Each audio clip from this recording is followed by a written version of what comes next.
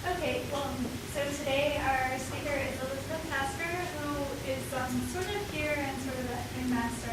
So Elizabeth did her PhD at Oxford, where she did sort of a short postdoc afterwards at Columbia following up on her PhD, and then did a postdoc at the University of Florida. And now she's a CITA National Fellow at McMaster, and she will be spending part of her time here at CITA this year. So if you haven't met her already, you should introduce yourself. Okay, and she is going to talk to us about star formation. Something along those lines, yeah, exactly. All right. So I originally tried to persuade people to give me a slightly later time slot so I could talk about the work I was doing at Mac. But instead, I've been assured that not everyone has in fact seen my movies. So this is mainly work I was doing at the University of Florida with Jonathan Tan, and we're just finishing off our second paper on this. And it's looking at the formation of giant molecular clouds in global galaxy disk simulations. So as a brief overview of how you build a star, although inflow, outflow, and galactic interactions are obviously important in a galaxy's evolution, fundamentally, most of the gas settles down into this rotationally supported disk, and it's here the majority of the stars are born. If we now take the galaxy and zoom in, you'll find that the cold component of the interstellar medium is actually highly organized into giant molecular clouds, and roughly a third of the total gas in the star-forming region of the disk is in this form. If we now zoom in still more and look inside the GMC, we find that in this you have the very dense cores, which are maybe a parsec, 0.1 of a parsec, and these collapse to produce the star clusters. So this leads us to have really quite a large order of magnitude from the whole galactic disk down to the individual star clusters inside the GMCs. In fact, to model GMCs inside a galaxy, what you're looking at is needing to resolve the physics over 4 orders of magnitude, and really that's quite a bit. So until very recently, simulators have kind of circumnavigated this problem by splitting it into 2 sections.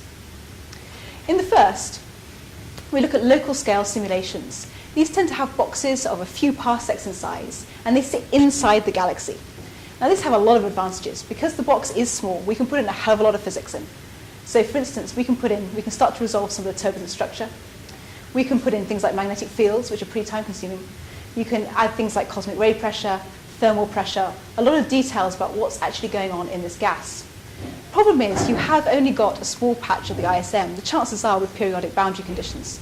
So, you can't say anything about the disk structure. So you don't know how the star formation is impacting the disk structure or how the shape of the disk is affecting that star-forming region. Likewise, you can't really say anything about the star formation history because you just have a typical patch, not the whole evolution of the disk. And as a result, you can't compare with global observables because once we get outside the Milky Way, it gets harder and harder to look at local scale star formation. And likewise, although you can say something about feedback effects, you can't consider it in a full galactic cosmological context. So you might say, well, that's a bit disappointing. I really want to know how galaxy affects star formation. So instead you say, right, let's have a global simulation. And this time I'm going to put my whole galactic disk inside my simulation box, which is going to be tens of kiloparsecs in size. And instantly you can say, well, clearly I've got the disk structure. I've got the whole disk. You can do global observables, you can talk about star formation histories, and you can talk about feedback effects. But it comes at a price. You've gone out a lot in scale, and therefore your resolution is going to have dropped. In particular, you often end up, or at least until recently, with a fixed interstellar medium structure, where you fixed it, say, isothermal, a single temperature. And inevitably, this forces a much simplified treatment of the star formation and feedback processes. And because you haven't got this self-consistency anymore, there isn't any way of knowing how this impacts the galaxy evolution. So you end up with the same problem. And then you turn around and you say, well, let's have a look at the observational results. And you see images from Spitzer, where you have these beautiful interstellar medium structures. And you say these 2 areas have to be related. The local star formation is having an impact on the galactic evolution and vice versa. And unfortunately, when you really talk to the observers, you'll find out that in star formation, size matters. So on these scales, star formation is actually observed to be very, very different. On local scales, you'll say to an observer, tell me about star formation. And he'll go, oh, well, star formation is complex, really complex. You just won't believe how vastly, hugely, mind-bogglingly complex it really is. In more detail, you end up with a turbulent, complex interstellar medium structure where you have competing forces of gravity working against cosmic ray pressure, magnetic fields, and thermal pressure, and they're all fighting for dominance in this very turbulent medium. And you say, okay, fine, I get it. Star formation, really very complicated. So then you turn to the galactic observers and you say, hey, tell me about star formation. And they say, well, star formation, it's incredibly simple. All it depends on is the globally average gas surface density. More quantitatively, the Kennicutt-Schmidt relation finds that the star formation rate in disk galaxies is simply proportional to its gas surface density. So here you go, you have this really small box, hell of a lot of physics going into it, all seems to be critically important, and yet somehow when you turn to the galactic scale, it's just an average. What you really need is to link these two scales to understand what's really going on in star formation. And really, there's ultimately only one way to do that. You need a lot of power. This is part of the Florida supercomputer, though I've now switched to running on SharkNet over at McMaster and around Canada. And certainly the increase in computational power and the improved algorithms has made a big difference to this field. Starting in 2001, Bosra and Norman published a 2D galaxy disk simulation, which had a self-consistent multiphase and stellar medium. That is, rather than keeping it at a fixed temperature, they started at a fixed temperature, but allowed it to naturally evolve into a range of densities and temperatures. We followed that up in 2006 and Bosra and Norman in 2007 with 3D simulations of the same sort of thing. And in this talk, I'm going to present the same idea, but even higher resolution. So I'm going down to less than 10 parsecs in resolution, which means that I'm following the formation of giant molecular cloud-sized objects, which means that I'm actually following the majority of the star-forming gas through the whole galaxy disk. So, how am I doing this? By drinking some water. So my cookbook of choice is ENSO. This is a 3D hydrodynamics code developed by Greg Bryan and people. It's a grid-based AMR scheme, which I'm going to describe possibly unnecessarily to this audience. And it's great for achieving high resolution. And it's particularly good in this case because I'm very keen on this complex gas structure. And the grids in particular are very good at resolving multiphase mediums without over-smoothing it. So, an AMR code, brief overview. If this is the galaxy I want to model, what ENSO does first of all is it puts down something called a root grid. This is a very coarse grid, and each of these cells will only have one value for density, energy, and velocity. So you can imagine that if I average the density in here, etc., you wouldn't see a very good resemblance to this galaxy. So then ENSO goes through each of these cells in turn and says, am I missing really good stuff here? And it can make that decision based on really any criteria you choose. In this case, I use a criteria linked with density. So I just say if the density is very high, that is, if I'm not resolving the gene's length, what I need is better refinement. And in that case, ENSO puts down something called a child grid, which refines the cell by a factor of 2. And it can then go through each of these child cells and make the same decision. So you can put in steadily more resolution over the areas that really need it, while leaving these areas outside to be resolved in a much coarser way, which is much quicker on computational time. And you can go to as many levels as you like, but at some point your patience will run out and the simulation will start to run in real time, and in which case there's really no point anymore. But hopefully you can see the idea that at this point the finest grids are lying over the densest areas. Now, in case anyone turns around and says, Elizabeth, you actually did that in the GIMP, didn't you? And I'd be like, yeah, I did. This is in actual fact what it looks like. This is a surface density plot of my galaxy. The blue is the low density area, the red is the highest density area. And this shows the actual meshes over the whole box. And you can see I've got bigger meshes here, and over here it's basically coloured in black because I have really small meshes. With that many meshes, is it necessarily faster? It's hellishly difficult. Is it faster to do it this way than to just have more memory and do the whole thing? The box size is slightly bigger than what I'm showing. I have a little bit of a buffer region and more to the point vertically. I want the vertical space because when I put in a lot of feedback I might be using it, but most of the time it's not resolved, so the disk is actually quite thin. So, galaxy model properties. I start with what I'm going to call a toy model, which means that instead of starting at a cosmological simulation at Z50 where you really understand what's going on, I'm going to skip all of that. And I'm going to start where I've already got a rotationally supported disk. Now, this has a number of advantages. For a start, it saves a lot of computing time because I'm not evolving from Z50. It allows us, therefore, to reach much higher resolutions. And it means I can scrap all the problems I simply don't want to deal with. I want to look at a Milky Way type galaxy because we've got all this great data for it. And so therefore, I don't want to end up with a disk that is not Milky Way-like. So because of that, and I want to compare with current Milky Way data, I really want to minimize galactic evolution. So I want to say no to tuning forks, period. So to do this, I use a static background potential. That's equivalent to a flat rotation curve. And it represents both the dark matter component and an old stellar disk that I'm not putting in. I focus all my resolution between 2 and 10 kiloparsecs, which is roughly around the solar radii. And therefore, we have a lot of data from, say, the Spitzer Glimpse survey around that area.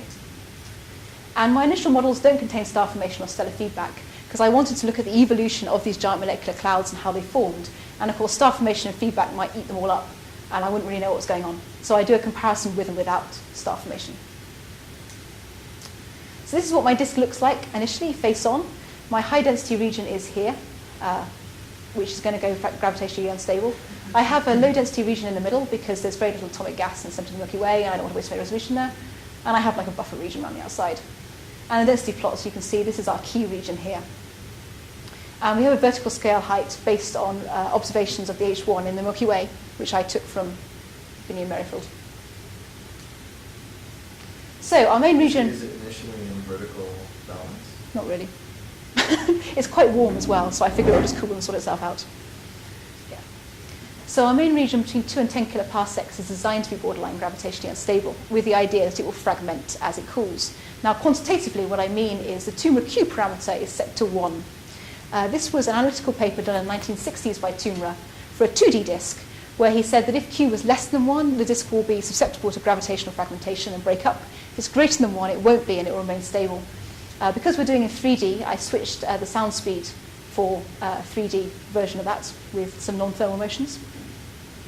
But this was basically what I was working off. So you end up with a 1/r profile in the density.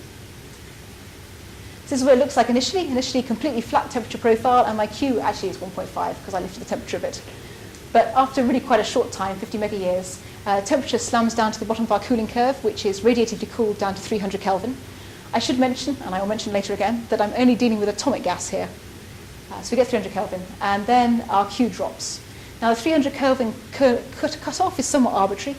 Rosen and Bregman claim that it allows for physics that I'm not putting in the simulation. For instance, I don't have pressure from magnetic fields, which would be driving that temperature floor up. So it's a way of allowing for the physics that isn't in the simulation. But here is our Q equals 1, our critical point, and we can see that we're dropping well behind this in our critical region. So this is what our background potential looks like. This is from Binney and Tremaine, just flat logarithmic potential. And in case one can't instantly see what that looks like, what I'm really saying is I have a flat rotation curve, which is consistent with the Milky Way. So far more excitingly, I have a movie. Is that going? Yes, it is. So initially some stuff starts to happen in the middle, and we get a bit of equilibrium as gas falls in and sorts itself out. But as our disk cools, we start to see fragmentation. Now our density is higher here, meaning that our dynamical time is shorter. So stuff happens from the inside out and comes out to this region. This region around here never fragments because it's tumor stable.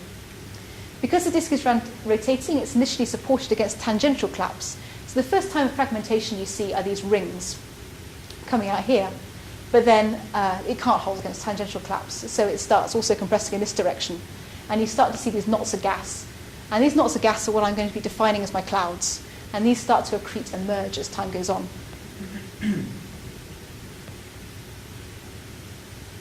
I run the simulation for 300 megayears. That's slightly greater than the dynamical time at this part of the orbit. So the inner gas goes through several dynamical times during the simulation, and the outer gas goes through just over 1. So at this point, this is after 300 megayears. And you can say, right, okay, I want to pick up my clouds and I want to know what their properties are. Now, visually for a human, that's very easy. I can look at these dense peaks and say, right, these are clearly what I'm going to be calling my GMCs. But actually for a computer, that's not totally trivial, which is why Terminator is still quite a long way off. Anyone who wrote my cloud identification algorithm would know that. So how do I do it? Well, what I do first of all is I search for peaks in the density field, and I search for peaks that are greater than this cutoff value of 100 per centimeter cubed. This is roughly the average density for a giant molecular cloud. And then I do a friends of friends scheme, where I look at the neighbour, and I say, if that's also greater than my threshold, fine, let's count it part of the same cloud. Let's look at its neighbours, and so on. And I slowly build up this cloud this way. If a cell is greater than 100 per centimeter cubed, but is actually connected to 2 peaks, I link it to the nearest peak. Ooh, I always do that. Anyway, you get the idea. So you end up with these clouds that are all causally connected. And now what I want to do is I also want to track them through the simulation, through time. So I do this cloud tracking scheme. Whereas if I have a cloud on my early time, T0, I do a prediction of where it's going to be 1 megayear later, just by saying linear motion, because the actual deviation from the shear is going to be quite small over that time scale. And I say, fine, I predict that at time T1, it's going to be where this red circle is. And then I do a search of a volume which has a radius of 4 times the minimum cell width. So if my resolution runs at 7.8 parsecs times 4 is the radius of this circle. Now, in this particular example, I found 2 possible cloud candidates, but one is obviously a lot nearer to my predicted position. So therefore, I claim that T0 cloud is the same as this red T1 cloud over here. I do this for all the clouds. If at the end, I find I have some unassigned clouds here that never found a friend, because this one was already assigned, then I say this is actually a merger event, because this one would have been assigned to this cloud if this cloud didn't exist here. But since they both want to be linked, that's a merger.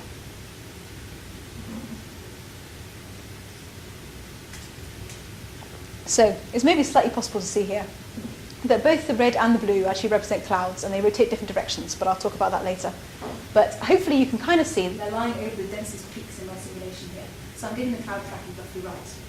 And we can see it closer up. So this is a slice through the disk. It's just 1 cell thick. And it's only 2 kiloparsecs by 2 kiloparsecs. And this is the same, but I took it on its side. Now, first of all, you can see the disk has just started to break up and fragment. So you get these rings, these like sausage clouds. And again, the squares and the triangles represent where I think my peaks are, and my cloud's peak position is. So occasionally you'll see like contours around a peak or a peak without a contour. It's just that the cloud is slightly vertically dispersed, and I'm only showing one slice, so it might be slightly above or slightly below this slice. As time goes on, the radial distribution starts breaking up, and you start to see more cloud-like objects, which are more blob-like over here. And as these start to interact, the disk starts to thicken. As they start to collide, material is stripped off and thrown up and above the disk. This is quite interesting. I didn't really expect this, because I always associate vertical gas coming off the disk with a galactic fountain from supernova explosions. Supernova goes off, it ejects the gas up, it cools and falls back down. But here I actually have no star formation or feedback at this stage, so the thickening of the disk is purely coming from cloud interactions. And you can see over time, depending on my patience, that you start to see some quite large swirls. Now some of this is becoming unphysical, because later on in time, because I haven't got that star formation in there, my clouds can never be destroyed. So as a result, they start to build up to unrealistically large masses. So certainly by the time you get to 200, 250 million years, you're going to start to see some really quite big swirls that are coming from artificially large clouds that will be destroyed by star formation. Can I ask you a quick Yes, technical please. question? That's basically. Yeah. So what is it that prevents the large clouds from collapsing? You have a maximum resolution, and you resolve whenever you exceed the Jeans density. So once you hit the maximum resolution, what prevents you from having an unresolved structure? Yes, that's an interesting question, and I get asked it a lot. So I came to the conclusion there are several answers. The good answers is that I do have internal turbulence in the cloud, because my cooling curve will give you a velocity dispersion of 2 kilometers per second, whereas I find on average 5 kilometers per second. So there's definitely some internal motion. It's also rotating. It's also resolution. That's the nasty answer. Because I'm on ultimately a Cartesian grid, as I go around the corner, cloud naturally gets spread a bit. So there's definitely going to be a numerical supporting that. But some of it is numerical, some of it is still physical. Plus, if you don't have any feedback, I suppose saying that all that stuff lines up in the cell isn't such a bad approximation. I guess the detailed structure of that was not so good. But that's what So you don't have a temperature floor in these clouds. I have a radiative temperature for 300 Kelvin. We'll see some contours in a bit, and you'll see that most of the gas stops at 300, and there's a bit of adiabatic expansion that takes a bit of that. You see, that's really quite thick, and that's because these clouds are super large. So we can also do star formation. And what I say with star formation is I take my threshold for my cloud cutoff and say that above 100% of the cubed, you can form some stars. So I have a temperature cutoff as well, just to check the gas isn't hot, but basically that's my only criteria of star formation. And gases convert into stars with a constant efficiency per free-fall time of 2%. Now, Mark Krumholtz and Chris McKee say that this 2% is good for a GMC as a whole, because inside the GMC, obviously you've got these cores, and these are going to form stars much more efficiently. Larger and larger, estimate 50% inside the GMC core. But I'm only resolving the cloud as a whole, and most of that stuff is empty space. So the efficiency I use as a whole for the cloud is only 2%. The resultant object isn't, of course, an individual star, so I don't have that good resolution, but it's a star particle, and it has a mass of 1,000 solar masses.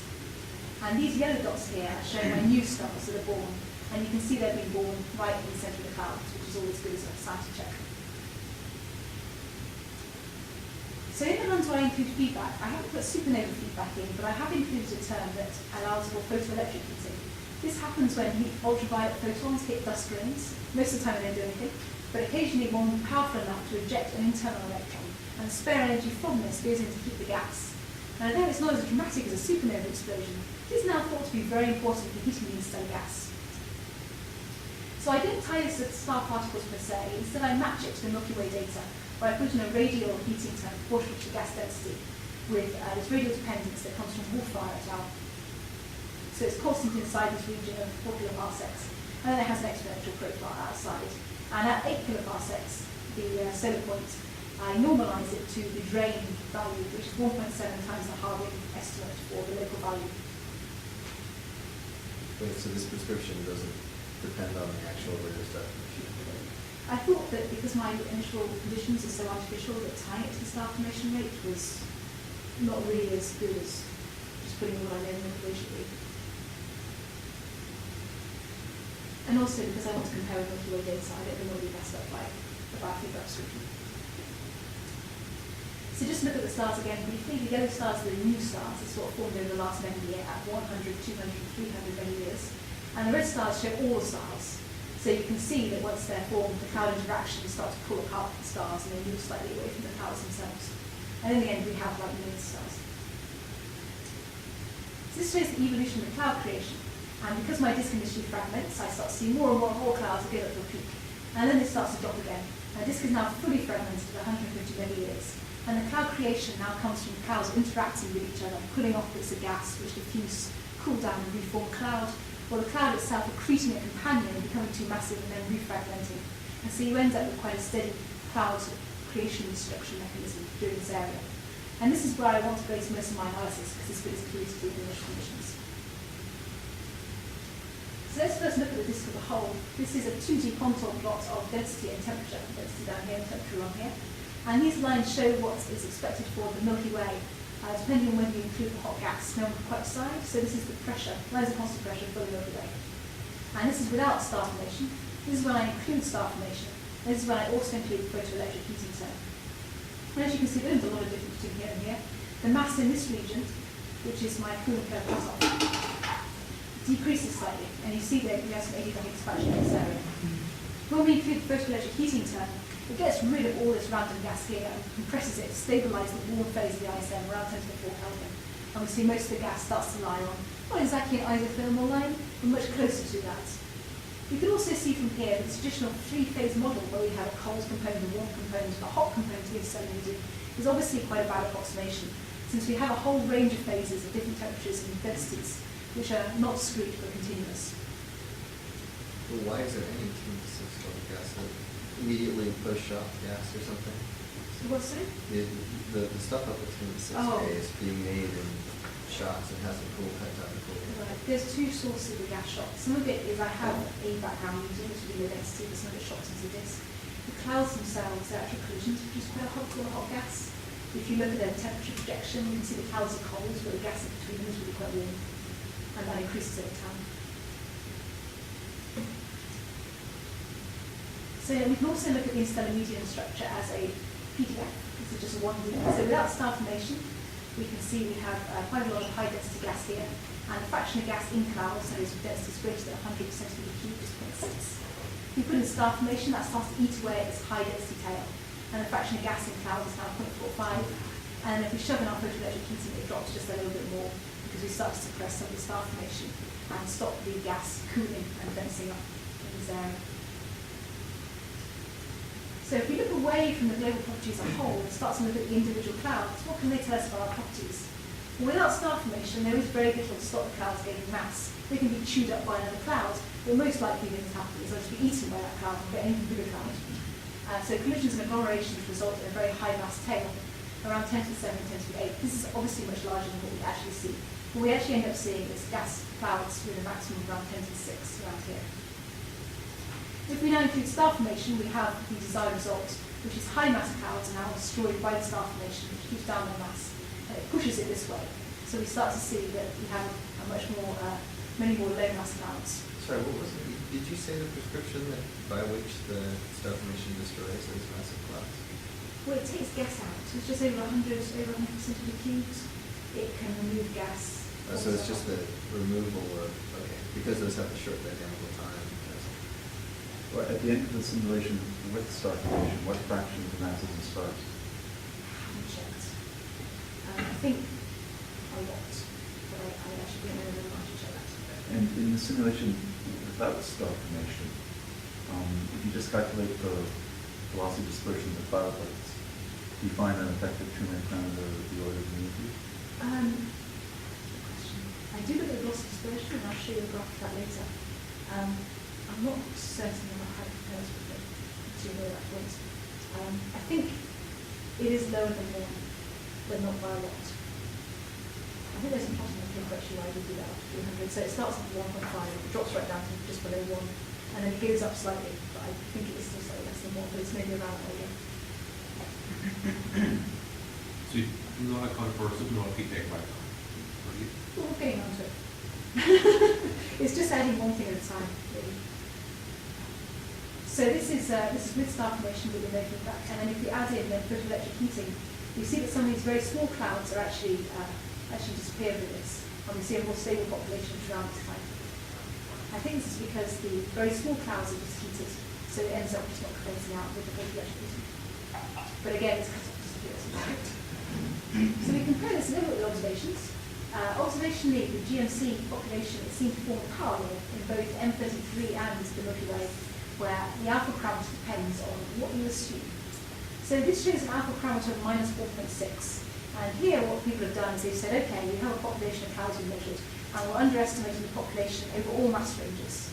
And if you do that, you get a minus 1.6. If, however, you say, well, our instrument has limitations, and actually we'll be underestimating the low mass population of clouds more than the high mass, then you can tilt that slightly and you get a minus 1.8 distribution. And for the M33, it's steep at 2 and it's measured at minus 2.6. So we don't obviously have a full feedback description yet. You can see we're in the right ballpark, especially with this minus 1.8. So you're saying that correction is much bigger in 33 because it's resolution factors? I don't know. It's just what they recorded in the mass history. And they just say, measured at minus 2.6. But whether that's because it's hard to measure, or whether that's because it's a galactic environment effect, I don't know.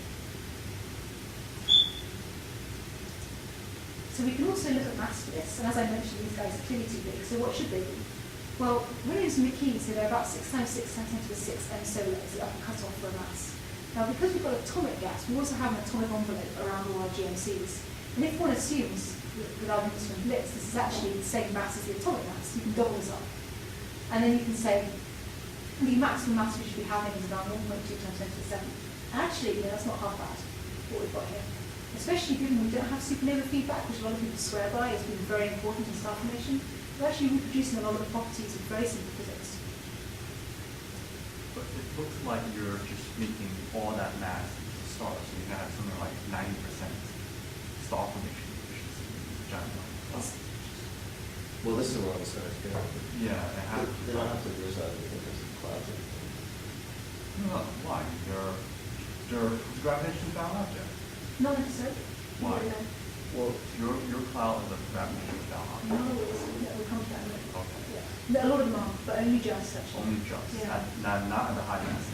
Yeah. Okay. They're like on alpha equals 1. And when you put star formation in, because you eat them as bound clouds, it starts to become a much more variable phenomenon. So, yeah, I mean, it's certainly true that without supernova, your supernova would, one assumes, actually disperse the clouds. But it's not, even that's not clear. Like, certainly it suppresses star formation, but does it actually destroy the cloud? I think that's still a question of debate. So, but definitely something we want to have a look at. So just as another property, we can also look at radius. Again, we have these really fat guys down here, but our average radius is between roughly 20 parsecs, and that's very good agreement as well with observed properties for GMCs. And if we add in star formation and then our photoelectric heating term, this average is roughly right, and we lose these big fat guys down here. So again, that's not a nice agreement with what we see. What's your minimum resolution?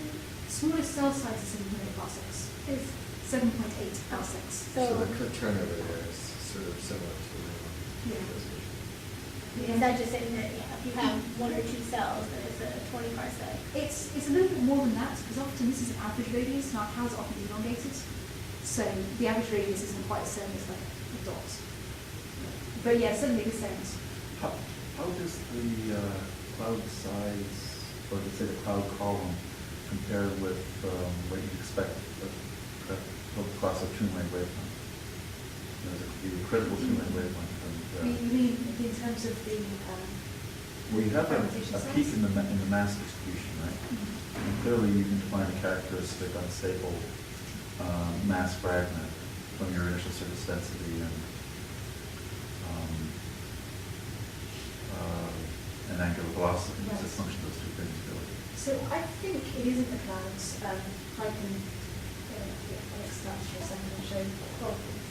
If we look at the this picture again, what we see in early fragmentation is a strong outer ring around this area, and that's the tumor then. So this area here, you actually start to see is one solid tight band, and that I think is tumor. And it contracts in slightly. I mean, it's kind of gone because it fragments, but when the initial disk starts to form, you see a very tight ring. And what's the initial H over R? H and R? The height? It's about 300 parsecs. Okay. So, yeah, so it's constant height base. It varies a bit, but not a great deal. Oh, wait a minute. No, gravity would go like these. V is constant. I'm sorry, I'm not a cosmologist. V is constant. So V squared over R, gravity goes like 1 over R.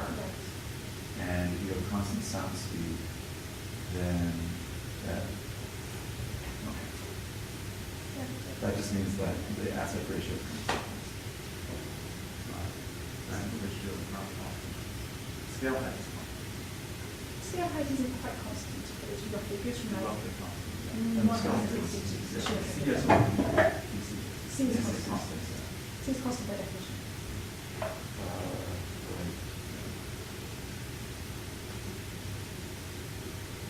No, wait a minute. The scale height is CS over omega. Right. And omega goes like 1 over R. So, yeah, it is the aspect ratio is constant.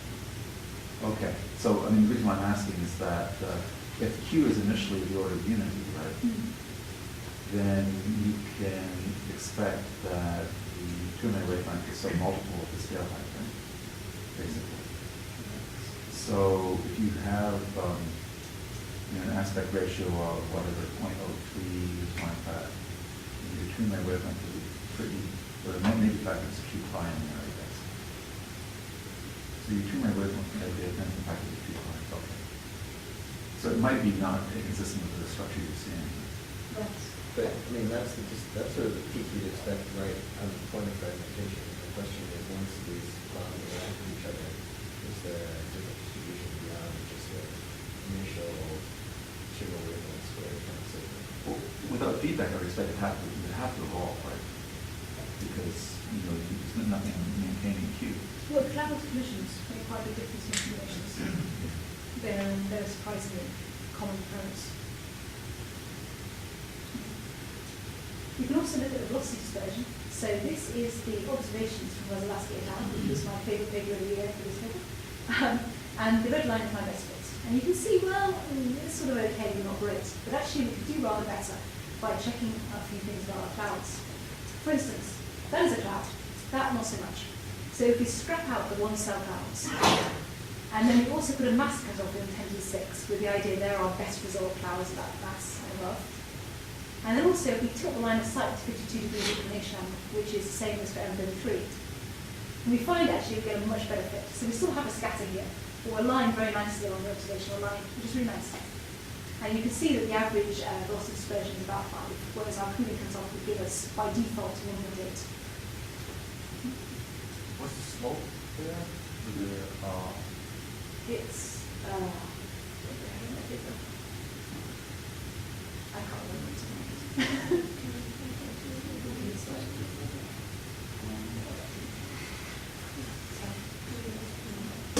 It's about 1 plus. Oh, that's Larson. Last, yeah. Sullivan's lesson. So, question that came up recently, are clouds gravitationally bound? One way of measuring this is something through the alpha parameter, which is just simply the Riemann equation balancing potential and kinetic energy. If the potential energy is greater, alpha is less than 1, and we think it becomes bound. If the kinetic energy is greater, alpha is greater than 1, and it's no longer bound. And this is a common way that I think observers measure gravitationally bound clouds. So without star formation, which in some ways is the best way to measure this, because star formation is going to decide to remove your densest gas, this is our critical value. And we see that the clouds are round, but only just, and then these larger ones out here are also round. We can look at this as well for the star formation ones, but because, like I say, we're moving on our tightest bound material to make the star, I'm not totally sure how much we can really reduce from this graph. But it's, You're only removing 2% of their number. sorry? You're only removing 2% of their number, so it's not that rapid. I suppose not very much. But it depends. I mean, temperature of gas is quite cold, so around the time it's not that fast. Not large. Local dynamic time is free fall rate, or is it?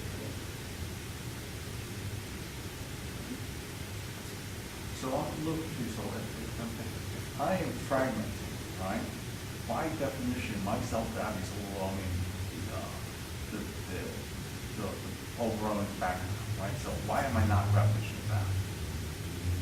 Because if your internal turbulence stops you further fragmenting, then you're no longer, in your active fragmentation process, yes, but after that's occurred, Right. there's no reason for you to keep that gravitation down because something's going to push it back up, which one hopes is the internal turbulence. In practice, is slightly less issue. Yeah, I don't really understand. I mean, if your cells are, I mean, if your clouds are 2 cells across. They're not, what's- they're more like 10. Well, yeah. But, well, so how, so the, you know, if the bulk of the clouds are, you know, resolved by, how are they, yeah. So it's just the averaging that's making the things that look like they should be resolved by 2 or 3 cells, 10 cells, it's just because they're that elongated? No, it's just, yeah, it's just they're not round balls. So using an average radius is not a terribly good description. I mean, averaging is something, and observers use something, but no cloud is very like one. So, Well, physically, it sounds like what's happening is that you have this cooling, is rapidly causing the gas to become denser. And so it breaks up into clumps determined by the initial tumor length, but because of the cooling, cross-section of those clumps gets small enough that they're not immediately. I mean, it takes some time for them to hit each other. it And- does, and but the so- interactions are a lot. I mean, I'll look at interaction times in a little bit, and it's like 0.2 in a long period, and that's a full fragmented time. So, But it sounds like there's this hierarchy where, sort of, on the small scale, things are hitting each other. But then the next largest scale, they haven't hit each other yet. right, in that larger scale, they're also still in the process of fragmentation, so you get these like sausage structures that are supported by the rotational shear still. So that's also going to be happening. But that's because the effective tumor pounder is the order of meters. Right. So on this plot, what you, let me see, if you have star formation, you get rid of the densest material, and if you have photoelectric heat, you make the least dense material not molecular. And so,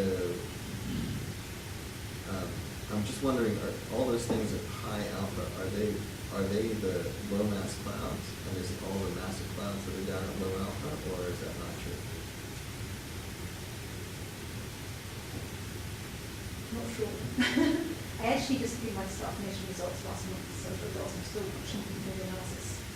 So I thought these guys would be my high mass ones because they're the stuff that's getting bashed around, stripped off, and therefore they're only best bound. But then, like you say, there is a difference here. But then both the star formation and the photoelectric heating act to make cloud appear less bound. Regardless, I mean, of course I could look at actually what it is, but I use this kind of observational alpha, so it's not absolute finding. Do you keep the stars in the definition of the mass?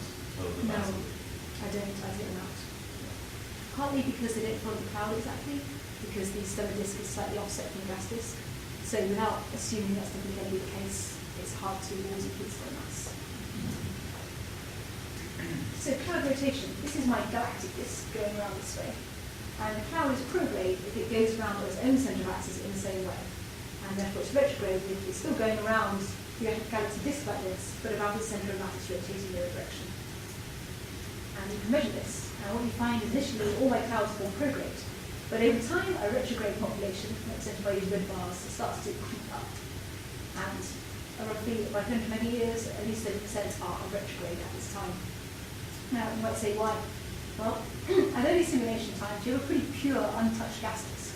So when a cloud is born and starts to fragment out of that medium, what it's going to feel predominantly is a shearing disk.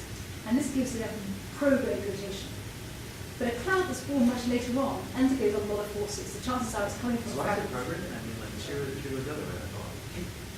Where's the center of the galaxy in the last slide? Sorry? In the last slide, where's the center of the galaxy up or down? I Can you think go back one slide, please? Where's the center of the galaxy? down here Down. somewhere. Yeah. Right, the shear is going this way, right? Right, but if you actually look at it, like, I don't think it's intuitive. Like, intuitively, I thought it would go the other way as well. But when you actually look at cloud forming, it kind of pulls off mass in this direction and it pushes it into a prograde rotation. I don't know whether it's because the way the cloud fragments and sort of structures is more So planets are the same. It's the angular momentum. Yeah, oh, yes. yeah. Oh, Right, right, right. that's what it was. Sorry, yeah. So a cloud formed later, however, also feels the same shear, but it's also going to feel the pull of nearby neighbouring clouds, especially if it's part of a fragmentation itself. So therefore it can be more prograde or retrograde. Because it's still got the shear on it, it's probably still a slight tendency to prograde. But in addition to that, we have a whole bunch of cloud collisions, and who knows where they're going to end up. Two clouds collide, it really could be a prograde or retrograde orientation at the end of their simulation. There's also the question of, do the angular vectors lie in the form axis of the galaxy? And the same forces that produce retrograde can also randomize the rotation vectors. But basically, later times is more complicated, so you don't really know ultimately what the outcome's going to be. So this observationally has been measured as well. There's been a bunch of clouds measured in M33, and they actually find that 40% of those are retrograde. And likewise, it's a Greek survey data that's been analysed by a PhD student at the University of Florida, Laura Hernandez, and she roughly finds 50-50 split. Now, it's kind of interesting, depending on how the GMCs are formed. In particular, if you say that a cloud has to undergo collisions to get this size of retrograde population, that caps the lifetime for a cloud, because it has to live long enough to start undergoing these collisions. Now, the reverse side of the coin would be, well, your clouds formed out of a very smooth medium. If they formed in a different mechanism, perhaps you initially get a stronger retrograde population. But if one believes they're driven by gravitational fragmentation, then it does suggest that clouds have to live at least a few dynamical times in order to undergo this collision rate. They do rotation from whence? I have no idea, but always do. So just in case observational angle had a big impact, I just tilted my line of sights to check to see what happened if I was looking at this straight on or whether I was looking at it at side on. And you can see, like, obviously, if you look side on, the clouds will look more retrograde or more prograde, but you can't look rate all the populations. You still end up with roughly the same split, which is worth checking. Now, of course, as soon as you mention star formation in galaxies, there is no way whatsoever we cannot say the Kennebec-Schmidt law. So, just as a reminder, Kennebec-Schmidt law relates surface density of star formation rate, surface density of gas, gradient of around 1.5. That's this white line here. And if we do a local Schmidt law, where we look at annuli, so I've averaged local annuli going outwards in my galaxy disk, we can see that with just star formation, we get this curve here. And it lies sort of on the 1.5 line, but we start to see a drop off at lower densities because we have this threshold in place. And that gives us a gradient of 2.5. If we add in the photoelectric heating, then we see it's maybe slightly better, we still get this cut off. And that comes out at 1.9.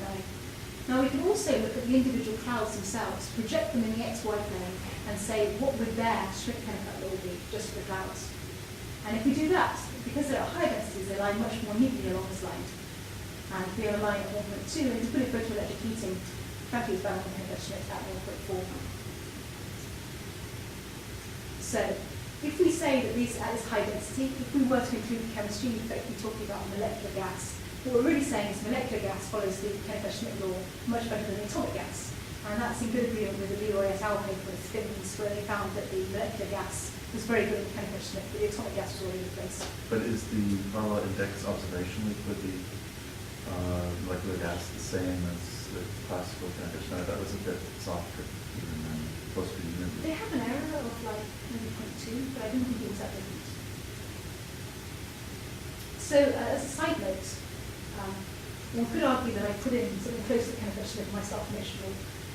What I do is, because I have a constant efficiency, my star formation rate is by definition proportional to the volume density to the 1.5.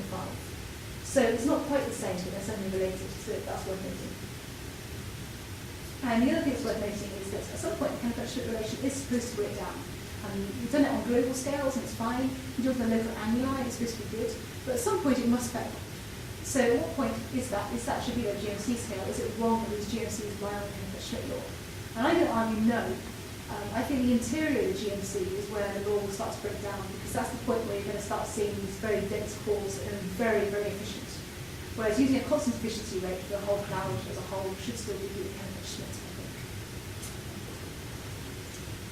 So cloud collision rate, Jonathan Tan wrote a paper in 2000 where he attempted to link this whole very simple scale of star formation with the complexity that we see at very low levels. And he said that if the average cloud collision time is a fraction of the orbital period, and that collision triggers star formation, then you have a way of getting a star formation law that agrees with the global properties from something that ultimately depends on very local scale physics. So we measured this. This is for the non-star formation one. And I found my merger rate, which is an upper limit, so it's probably actually more frequent than this, is between 1.5 and 1.3 over most of the simulation. So in fact, if it was true that this triggers star formation, this would be a way of proving that you can get Cambridge-Smith law on global scales. This is an upper limit because I only include complete mergers, like close interactions I didn't pick up in my merger counter. So if this works, then potentially this is a way of getting this very simple law from very, very detailed physics. So while I've been feeling rather smug about my resolution, I have to say ultimately I was still good. And so one of the things we're doing now is we're going to take a slice of my disk. In fact, my student in Florida, Mike Butler's been doing this, where he's taking just a kiloparsec out, and he's going to resolve it at much higher resolutions in a kind of pseudo-shearing box, because we couldn't face shearing boxes. So instead we decided if we take out the circular velocity, and we just evolve it for a very short period of time, we don't need to worry about rounding conditions, and we can call it pseudo-shearing. So this is what it looks like if you take that region out, and you put in another 4 levels of refinement for sub-parsec scales. This is a movie showing that. And so we start to see the internal structure of the cloud. And Mike will be analysing this and looking at the effect of a better cooling curve down to below 300 Kelvin, and comparing it at the end with the properties of my GMCs 1 million years or 10 million years later. And seeing how much I'm missing, basically, by not including this extra resolution. So in conclusions, we modeled a Milky Way type galaxy at 10 parsecs resolution in 3D, fully multiple ISA and star formation and some feedback. We identified and tracked GMCs through the galactic disk. A lot of properties were in good agreement with the observed galaxies. I found a merger rate that was really quite frequent. It was a fraction of the orbital period. And that is suggestive that that might be a way of linking detailed physics on a small scale with the very simple laws of a large scale. This was in the absence of feedback from supernova. So despite not putting in supernova feedback, which many galactic astronomers swear by, we actually matched a lot of the observational properties. And our higher resolution level simulations will help us hopefully compare our accuracy. So in the future, what we obviously want to do is include feedback from supernova so we can really have a direct comparison. Now I've done some slightly lower resolution simulations with this, using a rather rough and ready description. And what I found is that the cloud properties seem to remain unchanged while the star formation rate is heavily suppressed. Now I don't want to put that as an official result because we need much better data. I need to analyse it properly. I need to do a higher resolution to see how it compares with resolution. But that will be very interesting. It actually suppresses the star formation without destroying the cloud. And another question is, what does a forming GMC look like? When people do these small box simulations, they sometimes start with a rather random distribution. So one of the things I've been looking at with Ralph Hudricks is taking one of my clouds that's formed in my simulation and getting them to run it with their flash code, where they've got a lot of extra physics, including like magnetic fields and all kinds of different physics they've been including to look at actually the model of forming the star cluster itself. And our ultimate aim would be the improved subgrid models for star formation feedback, because I still think my interests are very much in the galaxy direction, but I find it frustrating when I want to do cosmological simulations on larger scale where I don't have this kind of resolution, that I have to rely on rather rough and ready descriptions of star formation which don't have really strong biases, really strong evidence for being correct. Whereas at the end of the day I could say, well, I know what's going on in the small scale, and I know how much feedback should be given back to the galaxy. I have much more confidence in my results when I have much bigger boxes. Thank you.